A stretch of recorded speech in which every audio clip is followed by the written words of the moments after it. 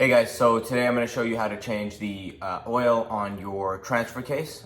This is for a 2016 Toyota 4Runner Trail. We'll go through what you need and the process. Remember, you only need to do this for a part-time or full-time four-wheel drive. You won't need to do this for a two-wheel drive because you don't have a transfer case. Also, the cadence.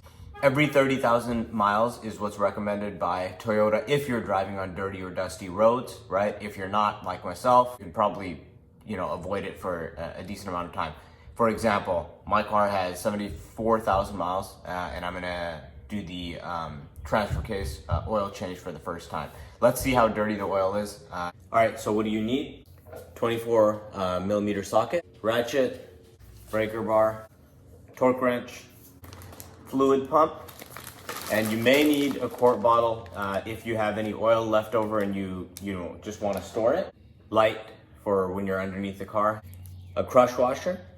This one is part number 90430-A0003, and then gear oil. So you need SAE 75W transfer case gear oil. I got the OEM, which is very expensive. This is part number 08885-81080. And it retails for $88.38. I got it on sale for $66.43.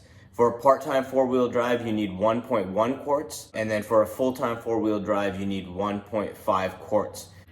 Now this is sold in liters, so 1 liter equals 1.057 quarts, which technically rounds up to 1.1, but you may need a little bit more, so I got 2 cans of this.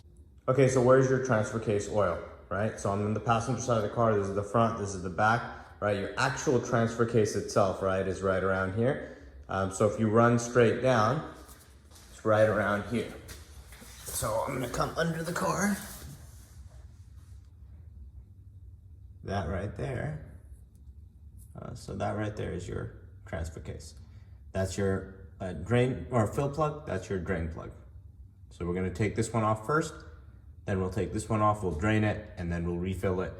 That's pretty much all it's gonna take. All right, so first off, we're gonna take our fill plug off, because if we can't get this fill plug off or we run into some kind of issue, and we've already drained, we're gonna be, we're not gonna be able to drive the car. So let's go ahead and take the fill plug off first.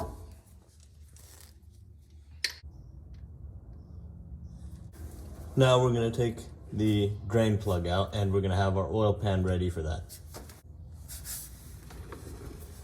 Drain plug loose, go ahead and take that off, and obviously your fluid's gonna come all out. So I just need to make sure I get my crush washer with it. Look how clean that oil is. It's perfectly clean. Now for both the drain and the fill plug, you're gonna remove this gasket and you're gonna install a new gasket. And this is the fill plug, same exact thing, right? Both of them have the same washer. 90430-A003 or 0003. Go ahead and put your drain plug back on so that we can refill this. I torque this to 27 foot-pounds. I've got my pump and I've got my oil. You're gonna fill it until it kind of comes out here. For the part-time four-wheel drive, which is what mine is, the Trail, you're gonna put 1.1 quarts in here. But again, I'm just gonna fill it until a little bit comes out from here, and I should be good.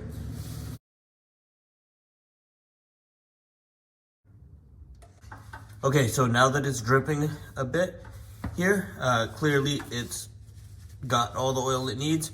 You need a little tiny bit more than 1 can, and so it sucks, but you'll have to buy 2 cans to do this job one time. Fortunately, you'll be able to obviously use the rest of the can next time.